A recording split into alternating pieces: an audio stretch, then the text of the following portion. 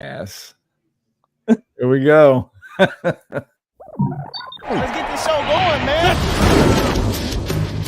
Welcome to the Bleeding Burgundy podcast, a Washington Commanders podcast for fans by fans, with your hosts, Jesse Martin. The Cowboys are finished, you understand me? John Taman. Pull down my trousers and do your job. Scott Hartley. Well, that was dreadful. And occasionally, Keith Gray. So many social engagements, so little time. And now, your host, John Taman. It's not John. It is Jesse Martin. I'm here with my co-host, Scott Hartley and Keith Gray. Boys, how are you doing? Keith, you want to go? Don't all fucking talk at one damn time.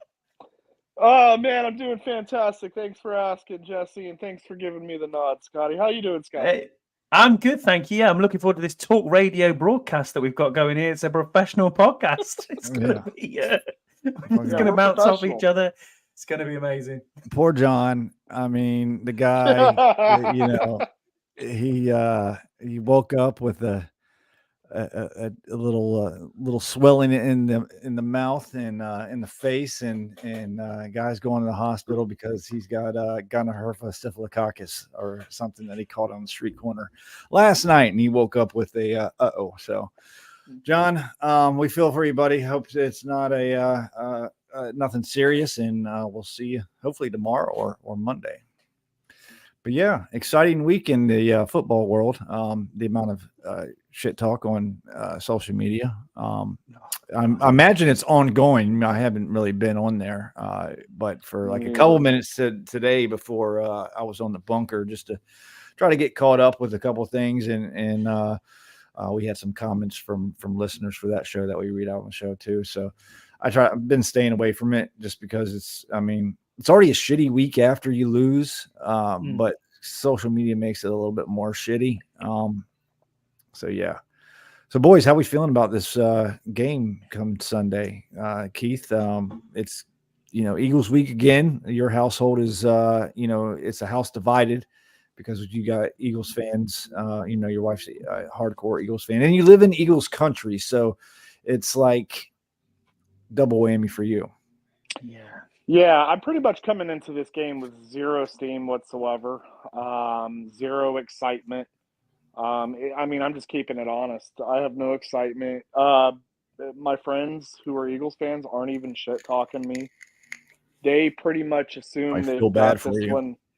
Yeah, they pretty much got this one in the bag. I wore this shirt to the gym today and I got laughed at. But it is what it is. You just keep on pushing, I guess. Scott, how you feeling?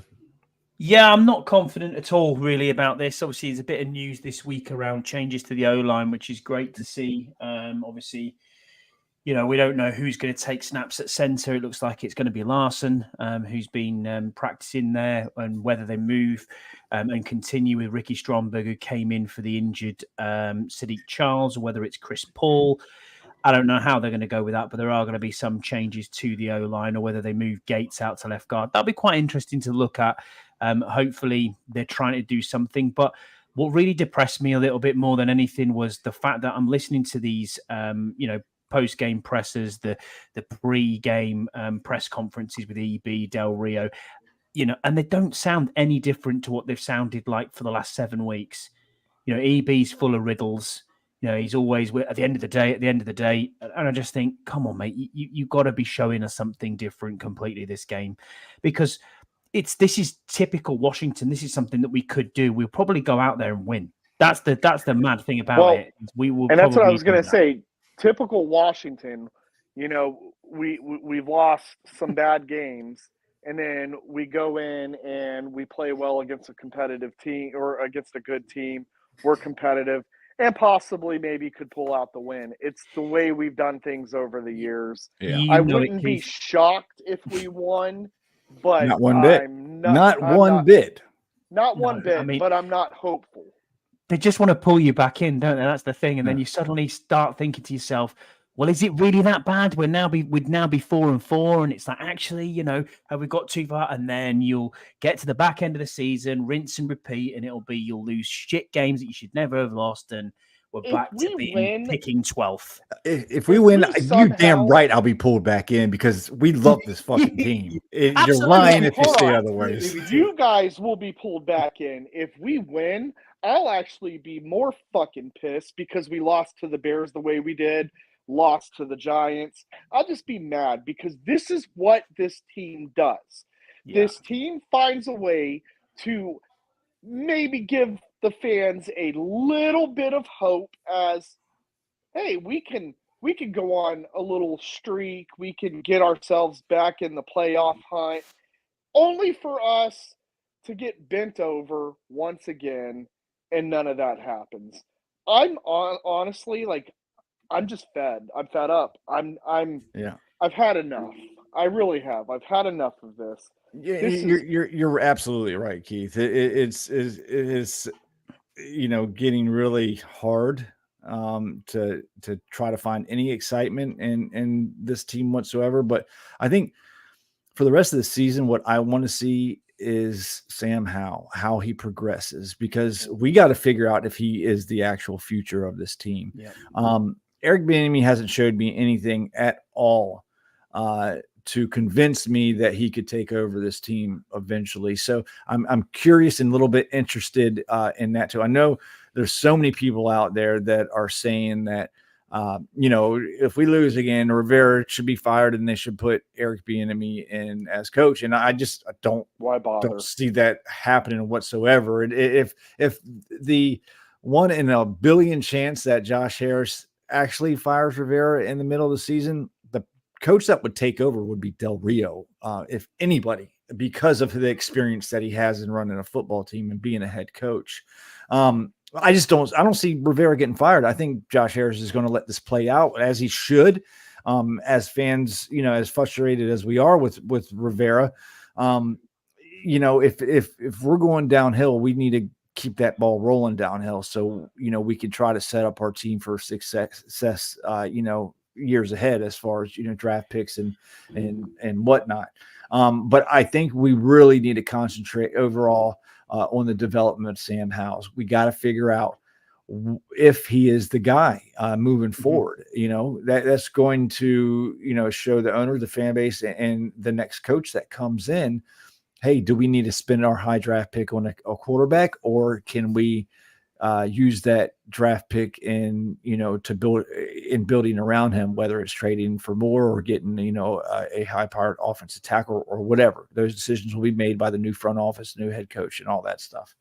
But we also want to see more from Bieniemy, because he hasn't been impressive whatsoever. You'll see bits and pieces, and what's the most frustrating thing is, he's a second half coach.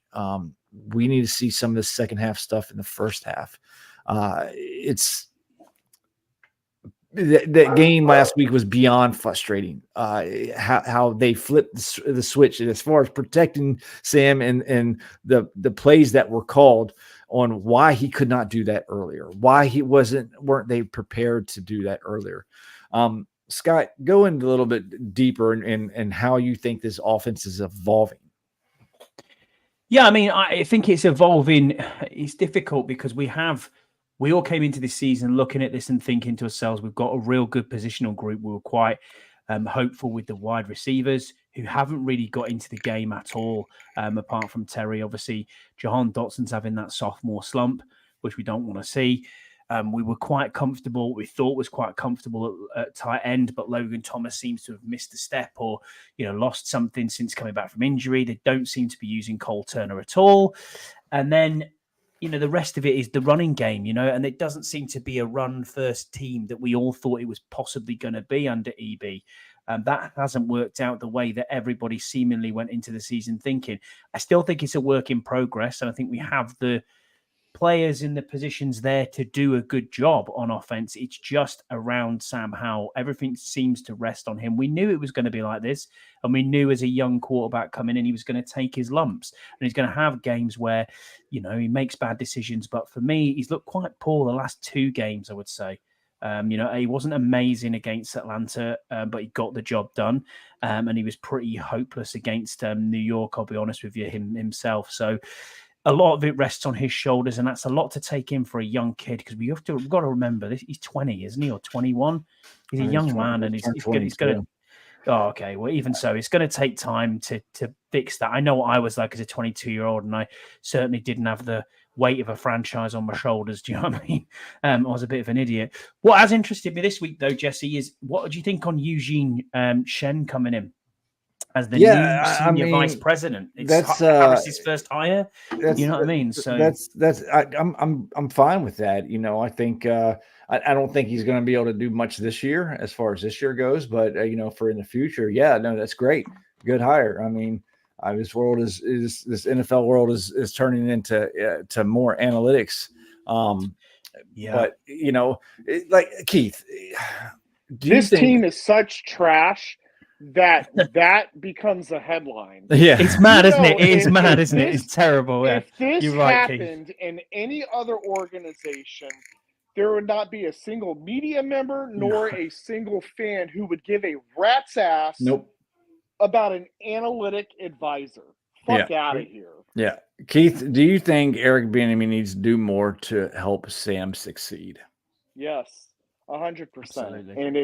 And it's creating a balanced offense. If you're going to play call, my man, you need to play call a more balanced offense, because the passes the number of passes per game for Sam Howell, even though it's fun for a fan to watch, it's not fun to watch your guy getting sacked 5 times in the first half. Yeah. And then not adjusting to that and just let it continuing to keep happening. I don't feel he has a balanced playbook, and it's proven that in these games. Yeah. Yeah, it's an average of 40 passes a game, which is just way too much, Keith. I'm totally with you there. Such a young quarterback. I really believe Eric Bieniemy is not impressed with any of our running backs. And I'll be honest, I love Brian Robinson. I do not think Brian Robinson is that speed type running back that's going to break away for long touchdowns, right? So we're lacking that type of player for that position. What you just said, Keith, what you just said about Brian Robinson not being that speed back, didn't we sit here and watch Eric Bieniemy in his introductory press conference say you got to do and cater to the players that you have? Brian Robinson is a up the gut, ground and pound type running back.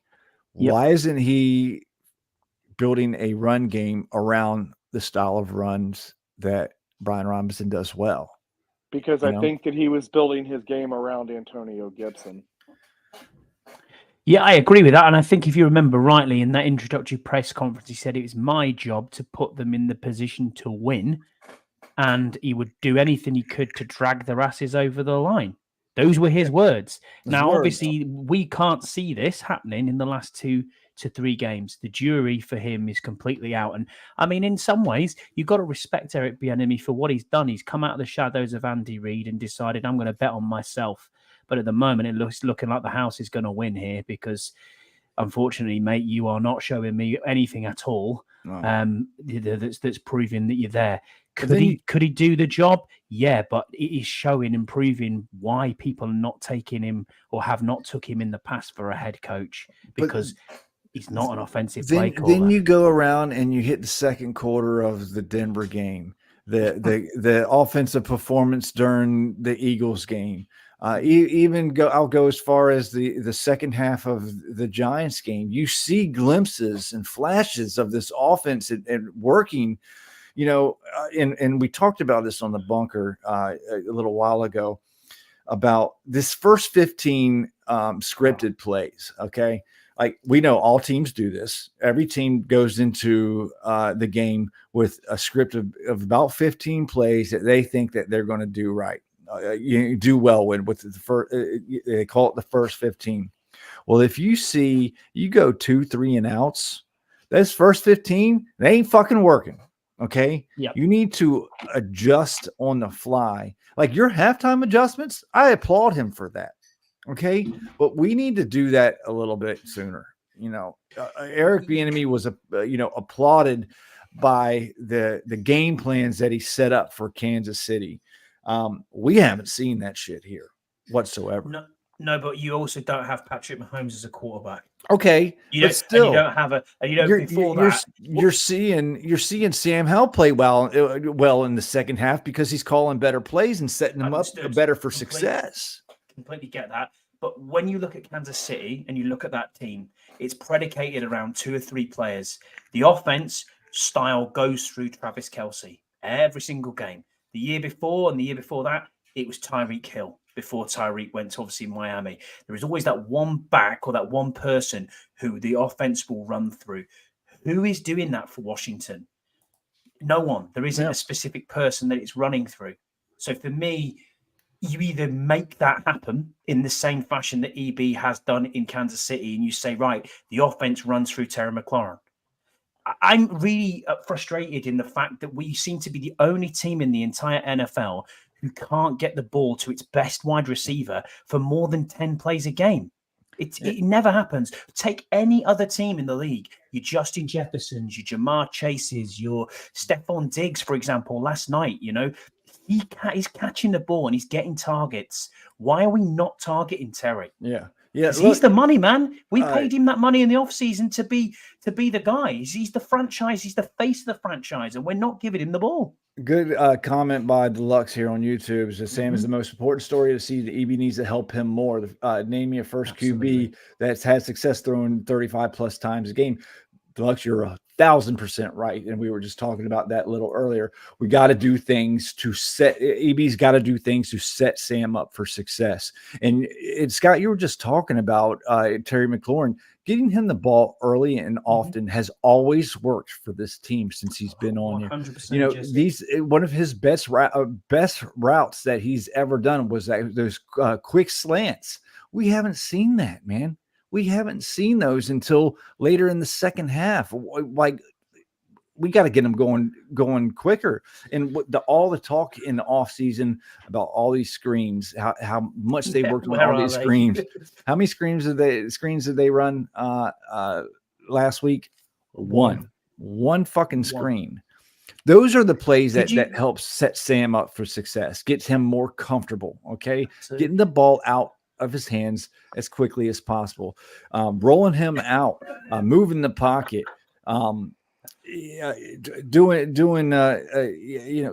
just running the ball, establishing a run game, doing play action. And we don't see this type of stuff until the second half. He's got to start doing this earlier. And I know go on, Keith. Sorry, mate.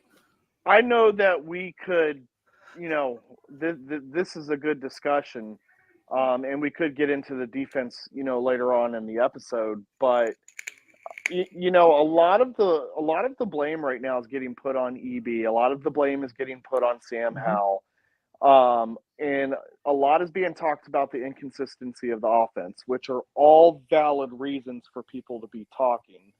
But if you had to ask me where I think our biggest problem is, I'm going to tell you automatically, even though I know they've kept us in some of these games and our offense wasn't able to put any points on the board to help us, help the team out by any means. But you can't convince me that our defense can stop anybody on third down. And if we cannot stop anyone on third down, then teams are just going to continue to drive and score. And it's just going to be a shootout battle in that sense. And I don't even know if shootout battle is the right words, but, there's a lot of heavy focus because EB's new. Sam Howell is new, in this. But, my guys, we don't have a defense. This defense is just, to me, is just not it by any means. And therefore, if I don't have any faith in my defense, I don't really have any faith in my team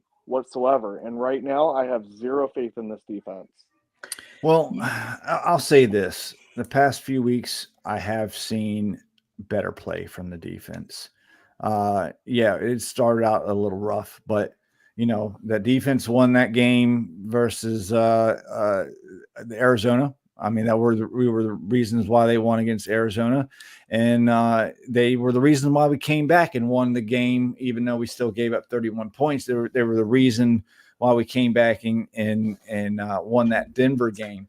Now, but that was against Arizona and against Denver. Yeah, that's what I'm saying. It does mask right it. about that. It does mask it, Keith, because they are two of the worst teams. 1,000% right about that. You can only play the teams that are in front of you. All right, true. That's just it. Now, for the past 2 weeks, we've kept teams, the two teams that we played, under 17 points. I'll take that any day of the week. Now, Philadelphia's come to town. They got a high-powered offense. We understand that. They're going to give up plays. But what I want to see, and Keith, you definitely have a point, man. I'm not disagreeing with you whatsoever. Yeah. But I want to continue to see the progress that we've seen the past 2 weeks. You know, that's progress. That's all I want to see. I'm not thinking that this is going somewhere. We're going to make a playoff run. I'm not. That's not what I'm seeing. I'm worried about the future right now. I'm worried about the players that we have on contracts. The players that are up for contracts. Who are we keeping? Who are we letting walk? Are we going to make a trade before the deadline? I personally don't think so, but there's a possibility. But we know that we're going to get a brand new staff next year. From top to bottom, I think this place is going to be wiped cleaned out. And I think that's what takes the steam out of, myself. Yeah. I won't speak for the entire fan base, but just like any fan, we come into the season with, higher expectations than the season before. And in all reality, I feel like we've regressed so much more this season than we have in past. And the regression to me is just too much.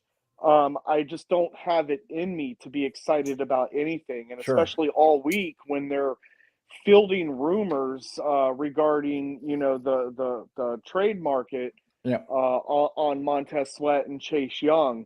And who knows if that's if they're really considering that. All we know, like for sure, is someone made a phone call and made an offer. Are they considering that? No idea. Could have been a seventh round pick. We don't know what it was. Yeah. And maybe they're not, but the fact that it's even up for discussion in one of the lowest points for us so far this season, it's just taking even more energy. And I have very little as it is when it comes to this football team.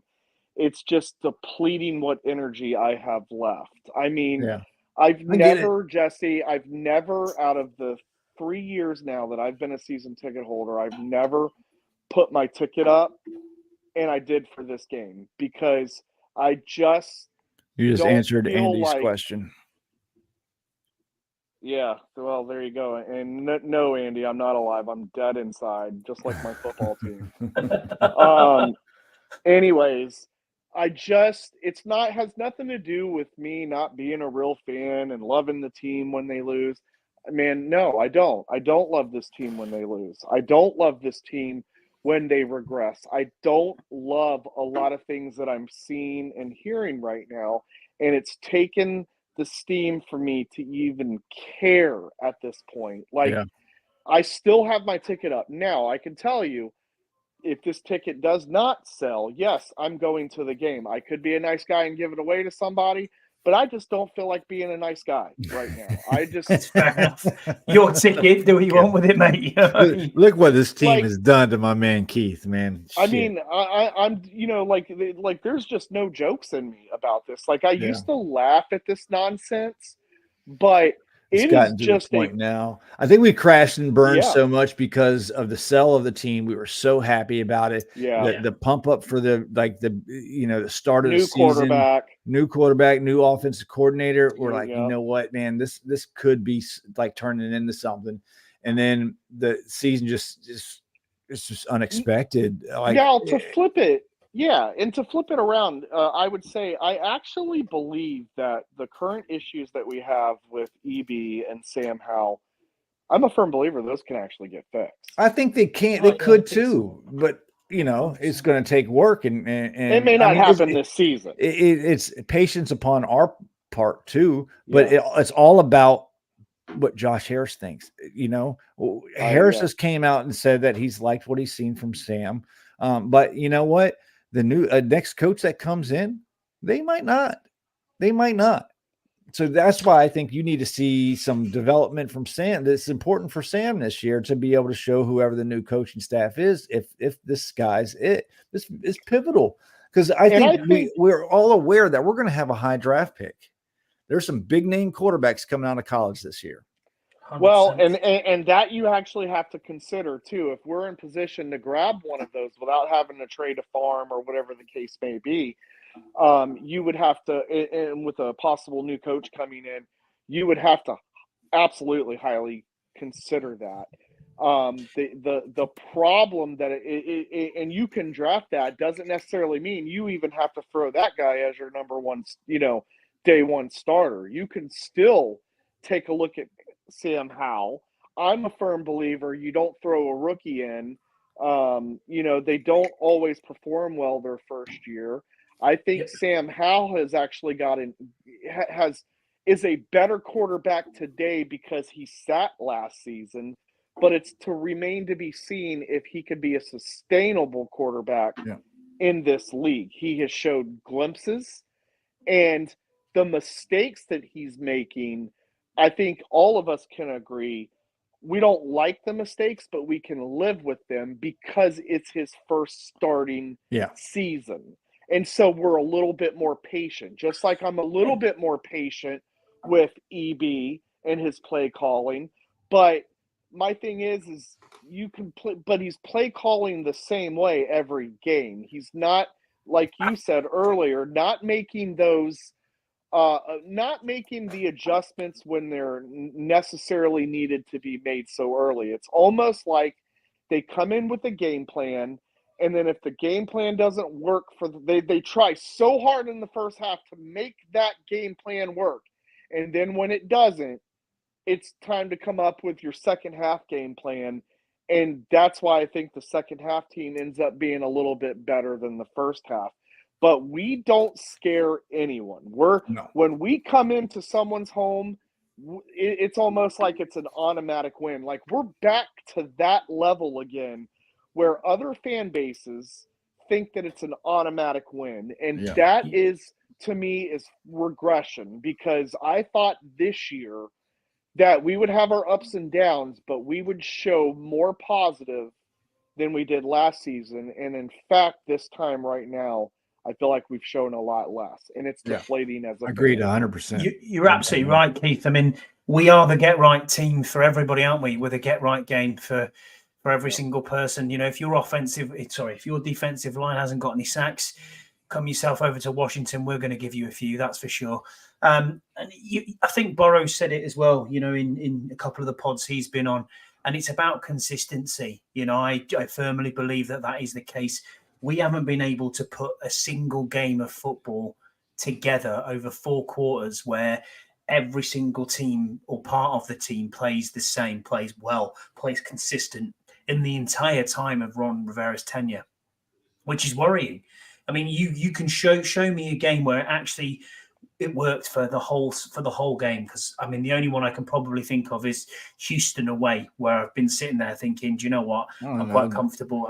We've had some good games against Dallas. That Philly game last year was really good. We've had good games. It's just division games too few will and be far good between. games. Yeah, division games. It doesn't matter how I'll give you that. sorry a team is. Yeah, Division opponents always seem to figure out a way to play each other hard.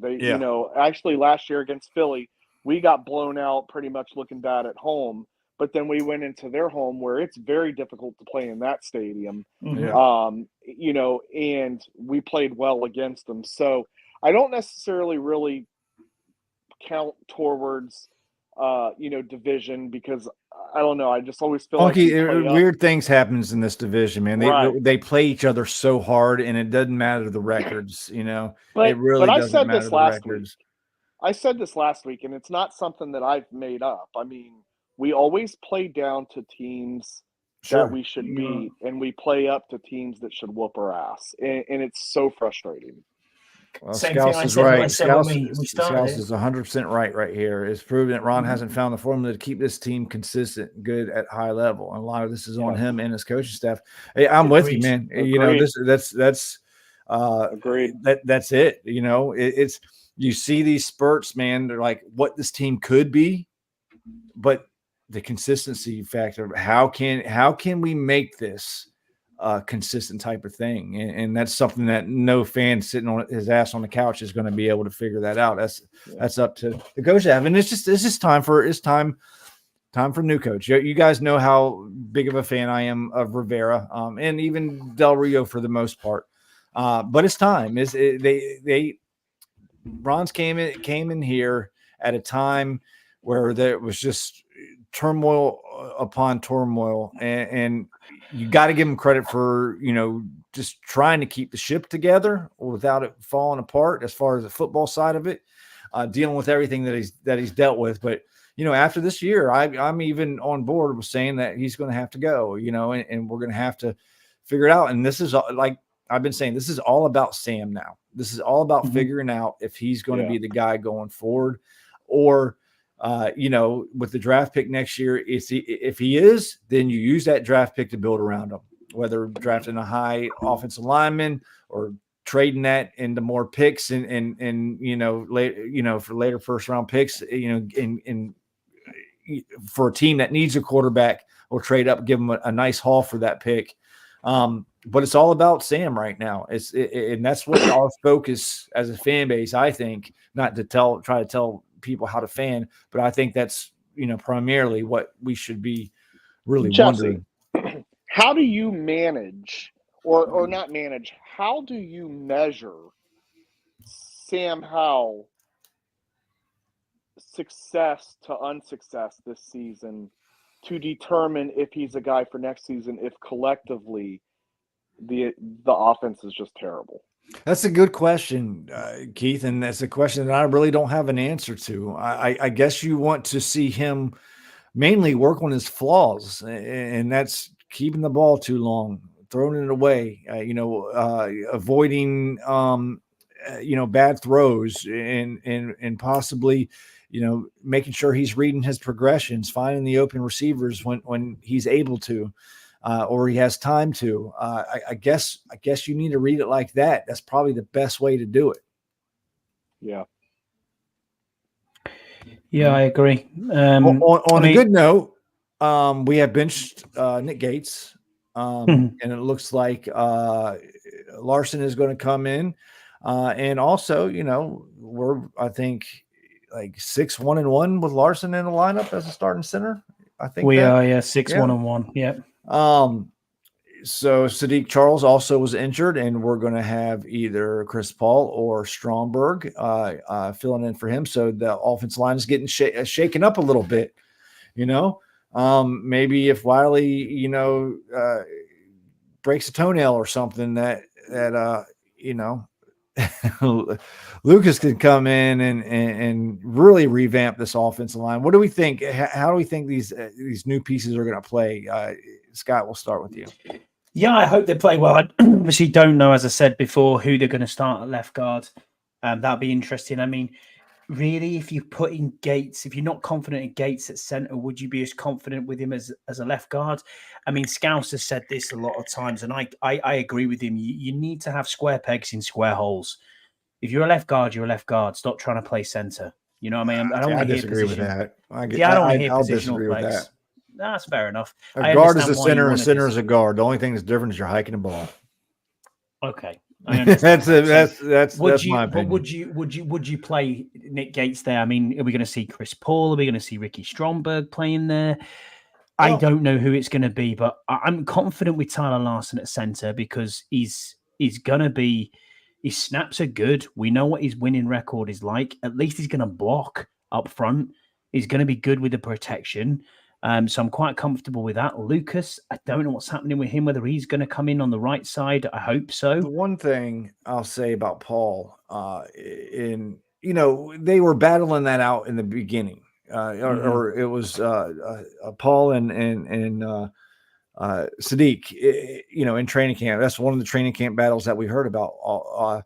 So one of the things that they were talking about is, Sadiq had better athleticism than Chris Paul. And they were like, well, he's better with the screens. Well, if they're not running screens, then why the fuck are we playing, why aren't we playing Chris Paul? I mean, they're not running screens anyway, so maybe he will be a better run blocker. I'd like to see Chris Paul get some action. I really do. I like what we saw in preseason, and also last year when he played against Dallas, he had a really good game. Yeah. To answer Burrows' question on who do we want in, the outstanding candidate for me for head coach next season would be Ben Johnson, who's the OC at the Lions.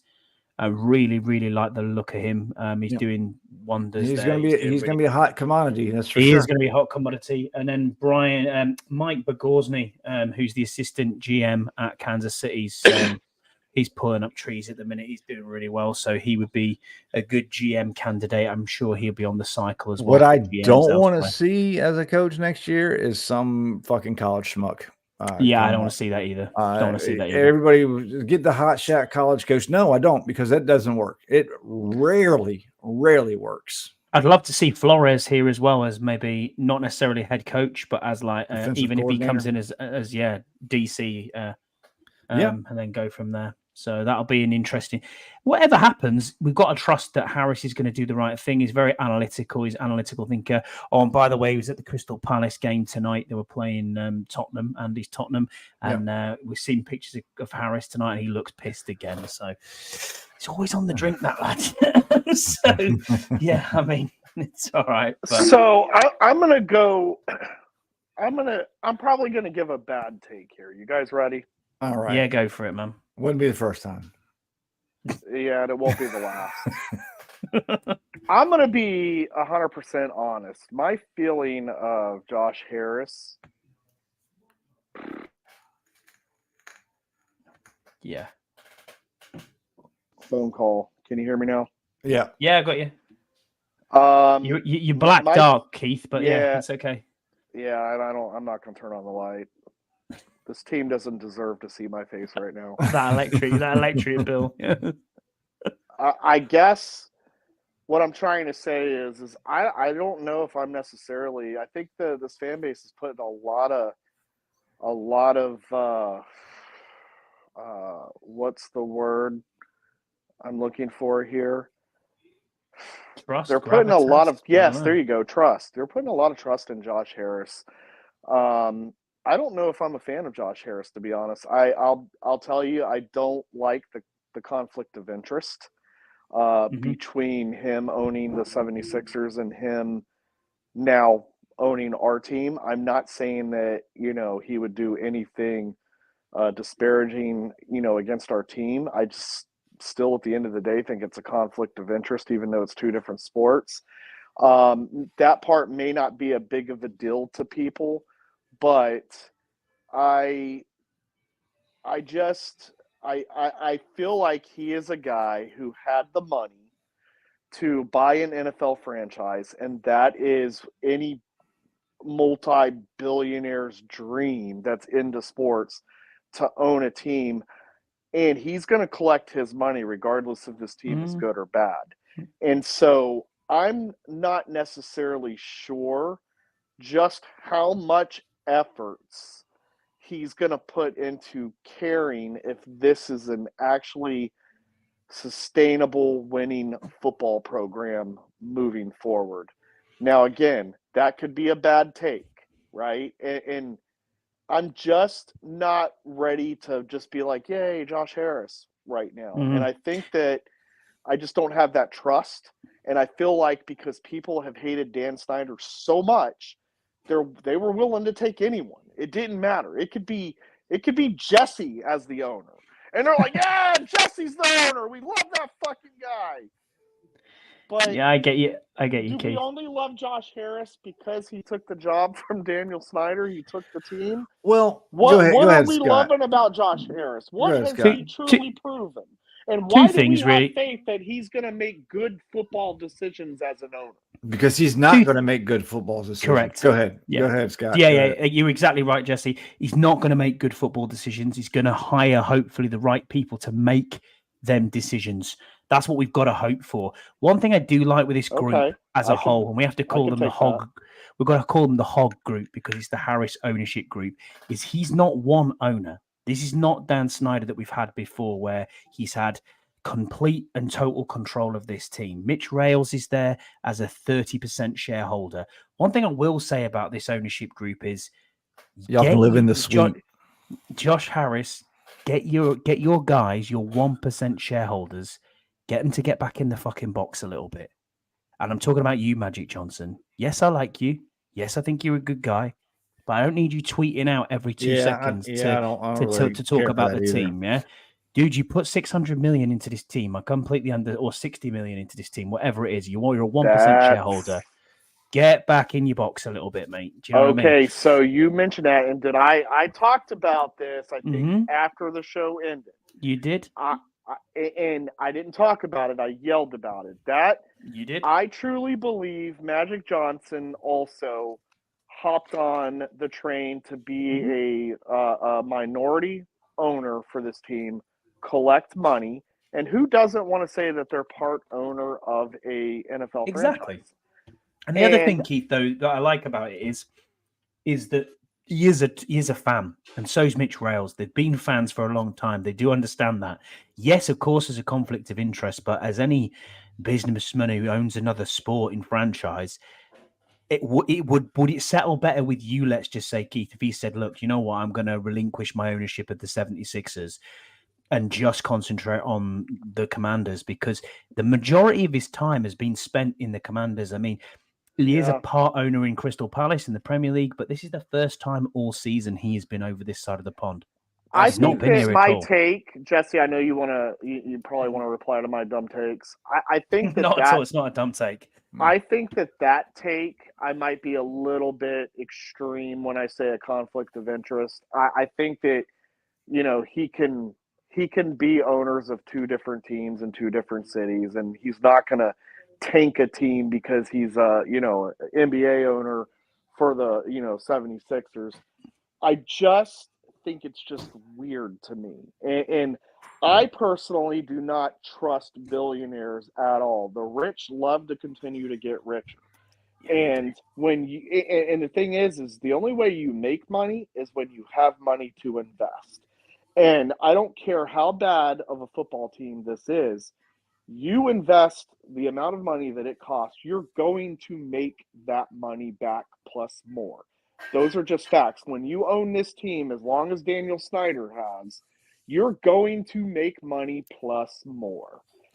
So I just have a hard time of trusting that these owners are going to do the right team or the right thing for these teams. And I feel like we've just been such a shit show, a clown show for all these years. I'm just finding it difficult to give trust into a guy who I barely know and haven't seen what he's able to do, but I'll be fair and give him that opportunity instead of making bad takes and passing judgment like I'm currently doing right now. I'm just doing this for sake of discussion.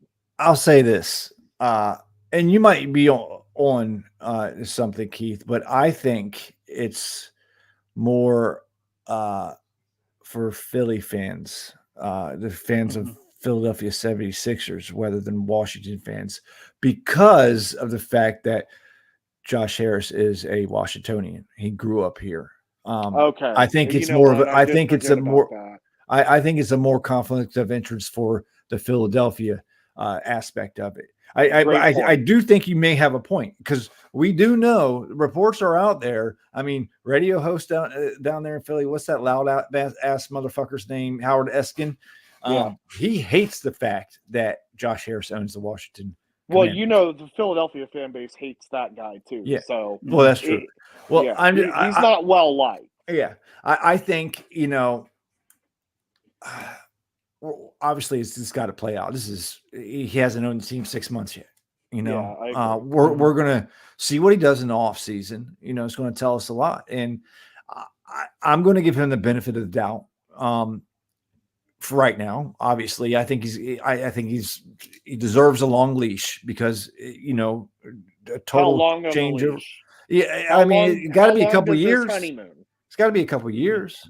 Okay. You know, at least You've 2 got to years. at least see. You've got to see at least 2 Yeah. drafts, haven't you? You've got to get him to hire his people. Let's see him hire his people before we pass judgment a little bit. I mean that's just me personally. That's me personally. No, that's a fair statement. Yeah. That's a fair statement. You know, let him get in here because everything that he walked into, Snyder's had his hands old for 20 some odd years, almost 30 years. So we got to give him some time to clean it out and clean it up and put his stamp on it. You know what I mean? Yeah. It's not going to happen overnight. I mean, it'd be great if Sam was, the second coming of Patrick Mahomes and Del Rio's defense, gave up 10 points a game and we were halfway, on our way to a deep playoff run. But unfortunately, the reality of the situation is Josh Harris inherited a shit show, a dumpster fire of an organization. And it's going to take time to clean up the shit. Am I, Jesse and Scotty, am I wrong for thinking that if you just put together a really, really, really good offensive line, that you can put damn near, I don't want to say anybody, but you can put an average quarterback, Brock Purdy, and that average quarterback exactly, you've nailed it. I know where you're going. Quarterback can play well and get your team wins. Yep. Look at exactly that, Then Jesse. why? You just nailed it. And Keith, you're right. San Francisco 49ers. There's the example. Okay, so if you're giving that as an example answer, then why do we necessarily need to focus and worry about Sam Howell? Because I think that what we've seen is that Sam has the potential. He has the ability, I think, to play in this league. Now, whether it's a QB1 or QB2 is remained to be seen.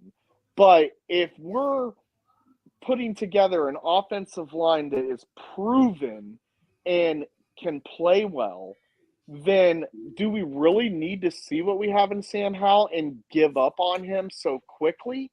I mean, you got, even if you have the best offensive line in the world, you still can't hold the ball for 3.5 seconds. Yeah, I agree with that. You just can't. You got to be able to make quick, smart decisions. I mean, obviously, we know he can make every throw in the book.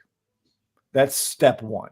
Okay. Right. I mean, look at Kirk Cousins, for instance. He had some decent offensive linemen. I mean, average quarterback only is going to get you so far. I mean, San Francisco, they not only have a good offensive line, but they got some good defense. They got good everything around them, and it's, to me, it's Sam's got to put out the tape for this next coaching staff, period. Yeah, you're right.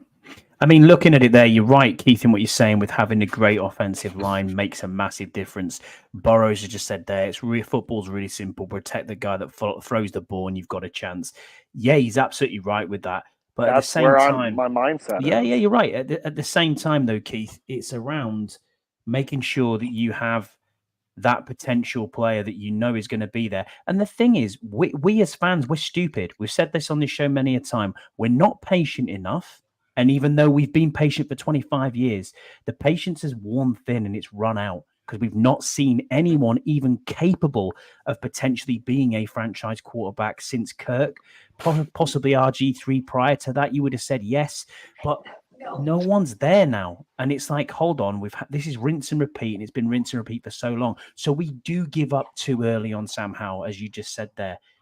I need him to be, all dialed in, as Jesse said, this whole show. It's all about the Sam Howell show now. Has he got what we want to see potential? Is there little things that he can clean up? Look, Brock Purdy was Mr. Irrelevant, and look at what he's doing. He isn't amazing. He is making mistakes still, but he's had a bad couple of games, man. Yeah, he has. He has. But then you look at someone like Kirk, who's gone to Minnesota, and he's having almost an MVP season. People wrote off Jared Goff and said he was absolutely shite. He was washed, rubbish, not good enough. Got traded to the Lions. Now look at what he's doing. It takes time to get in this league, and we don't have time. The media in this town is all over everything there is possible about that. It's the same as New York. The media is terrible in both of them cities. We just do not have the time or the patience to see someone like Sam succeed and give him 2 years to be there. You know what I mean? You know where I think that You know where I think that this team Come on, Burrows. You know where I think that this team has gone wrong, and I don't know if I want to say that they're wrong for the way that this has happened, but I think that you have particular pieces on your offense and particular pieces on your defense, and you need them to be cohesive together at the same time. Yeah. And during Ron's tenure, it was almost like it was a build. And so you get these guys here, but then you needed this guy in this position, but you couldn't fill it with someone that was a respectable player to put into that position. So you play out the season, then you chase that position. And then, like I said, I think the ultimate goal is that they wanted to put the money in the defensive line, right? And they were trying to build trenches, but unfortunately, the money, when you had a vision one season and then didn't stick with that same vision and you switched up your vision, because I feel like that this team went heavy at trying to get offensive players, with Curtis Samuel, and bringing him in and trying to add more receivers. And then we were drafting, which I don't hate drafting receivers, but like every fan, you think that their rookie season, that they're Hall of Fame wide receivers and they're going to tear up the league. And that doesn't end up happening. And I think that players are peaking on this team at different times, and it's not cohesive to be an overall good unit. Does that make any sense? No, I get you. Absolutely does. And the other thing as well there, Keith, is you've got to think to yourself, we've made mistakes in signing free agents and signing people who were there. I mean, look at William Jackson III. He was the most coveted player in that off season. Everyone was like, "Wow, he's going to be amazing." Curtis Samuel. We brought him into a system that did not work for him. Not for him, exactly. We found out that no system worked for him either, because he went to the Steelers that played a little bit more man coverage than we did. He was bad there too, Sure. And let's be honest, the year before he left the Bengals, he didn't have a good year either. But he was still he was still the most coveted free agent out there, and we landed him. Sometimes. And I think this is a William Jackson thing rather than it being a bad pick thing. Sometimes players fall off for players don't play for inexplicable reasons. Come here. That's the problem.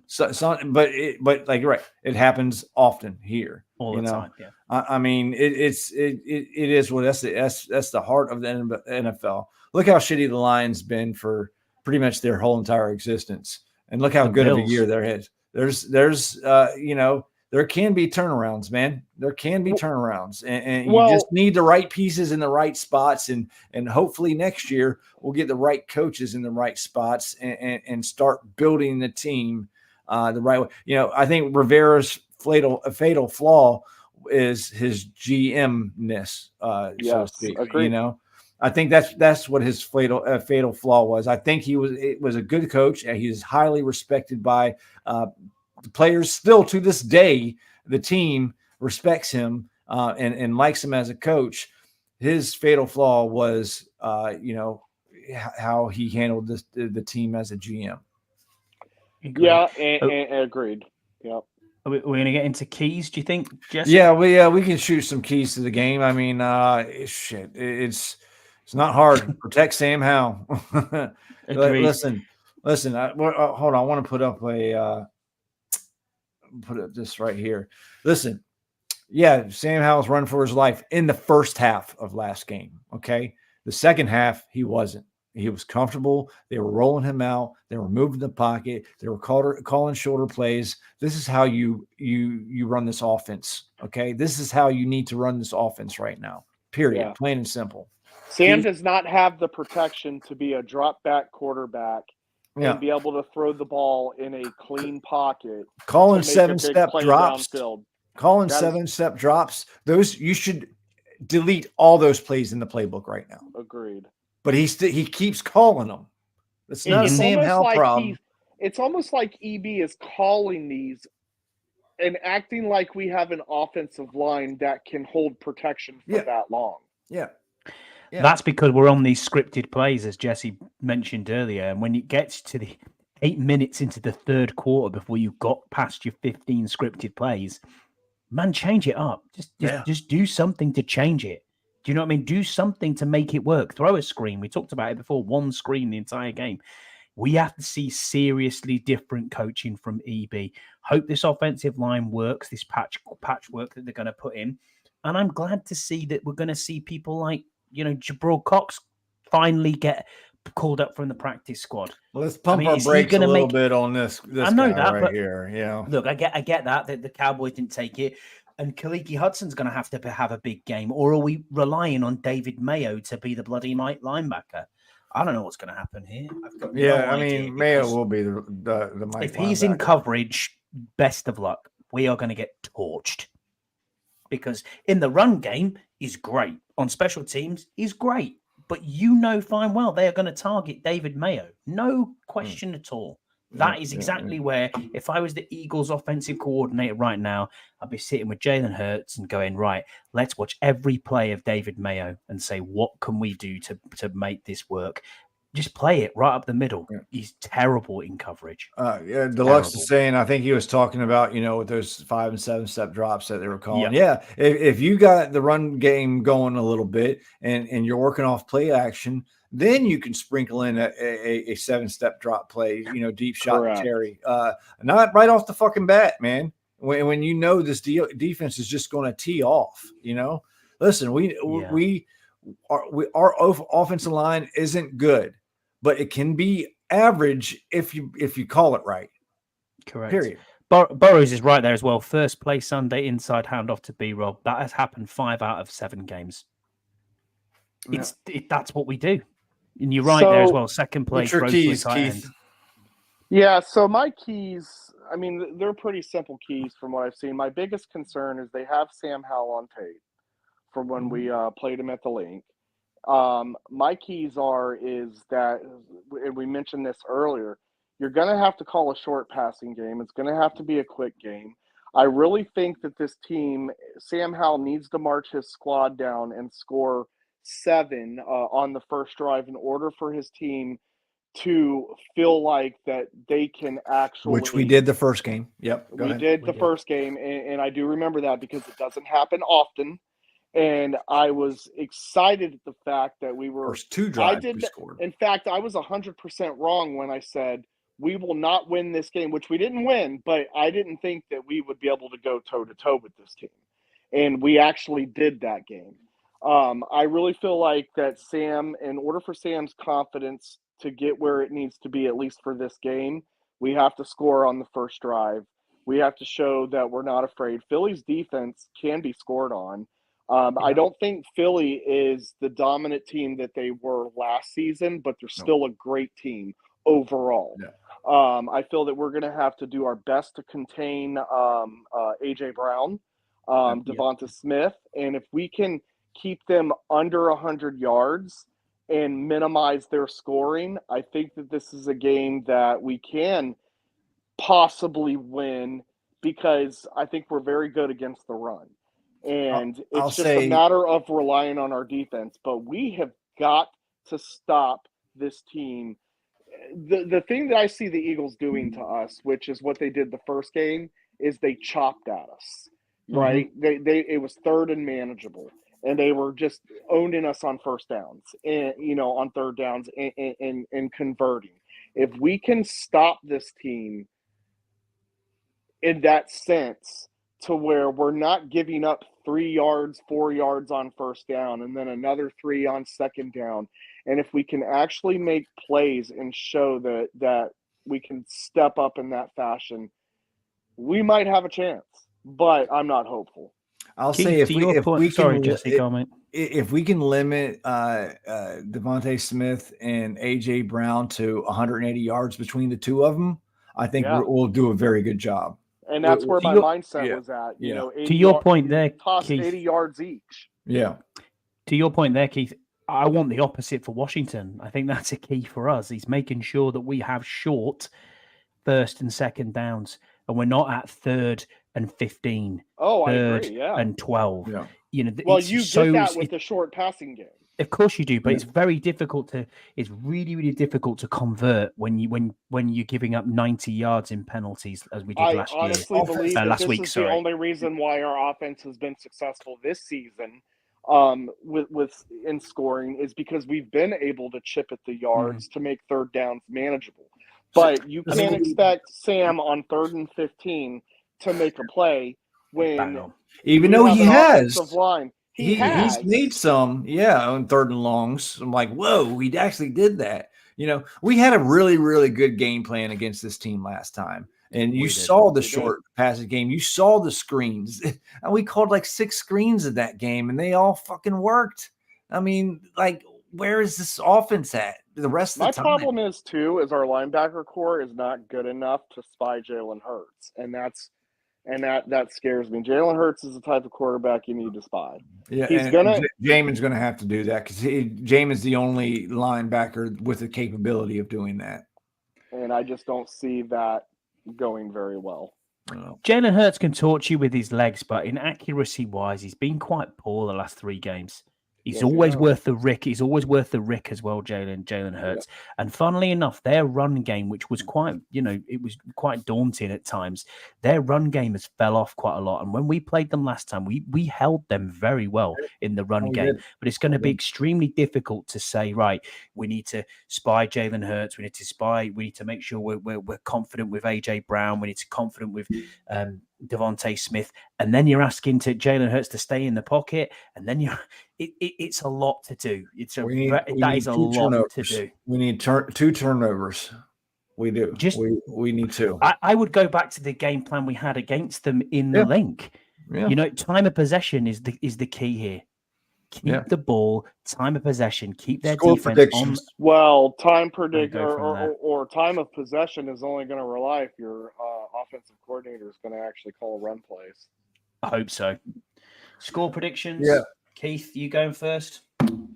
Yeah, I'm going to say 31-14 Eagles. Damn, that's a big one. I got it closer. Let's go ahead, Scotty. I went 24-10 Eagles. Maybe 24-13. I don't think we're winning this. Y'all are wearing the opposite burgundy and gold glasses. I'm going 23-20. I won't be surprised though, Jeff. 23-20, and my guy, Mr. Joey Sly, kicks a 57-yard field goal to win as time expires. I mean, and I can guarantee you 1 minute into the game, Jesse will be, fuck this shit, we're going to get hammered, it's going to be 40 points. And that's what's going to happen. Imagine me, another reason why I don't want to go to this game is because I'm real fucking tired of seeing 3/4 of the stadium be nothing but green. Yeah. It's just frustrating, dude, and there's nothing exciting about this for me. But, Jesse, and they are horrible I hope that happens. Yeah. I hope that happens. Me too. But they've shown Or are you nothing. 31? Are you 31-14 for us, or are you 31-14 Philly? Yeah. No, Burrows, don't fucking lie, because just an hour and 20 minutes ago, you went with me in our score predictions. No, I am not even going to post that, Burrows. No. Burrows has Commanders as a win too. Me and him are out on that. Out on the ledge, saying that we're going to shock the world and come away with a victory. It would be a Washington thing, wouldn't it, though, Jesse? It would be a Washington thing. We do that. Well, Burroughs is also a great value Walmart edition trash bag, so I'm not interested in anything he has to say. He was saying, damn you. He was saying about Keith. Okay. Look, I want to appreciate everybody in the chat joining the show, being participating in the show. We love when you guys talk with us. And listen, if you want to join us tomorrow, we got to talk about the time because I have a little event tomorrow. Might need to go a little bit later, but I'll talk with you off camera about that. Scott, join us for our NFL picks, where me, John, and Scott break out the Big and Boss book. and we make some bets and talk about the rest of the NFL, not just the Washington Commanders. And then right after the game on Sunday, join us for a post-game discussion. Usually pretty pissy. But yeah, we get together and talk about what we've seen, immediately follow the game. And then on Monday, after we've all taken everything in, watch the post-game press conferences and dive in a little bit deeper into what we saw after, it's sunk in. I want to give our shout out to our co-host, John Taman. He is in the hospital right now for gonorrhea or something like that. But yeah, our buddy John. Shout out to Keith as well. We'd like to set up a cash app. You can put him forward for his electric bill. Hey, I want to give a shout out to my man Arch Deluxe. I think this is the first time I've seen him take a listen to our show.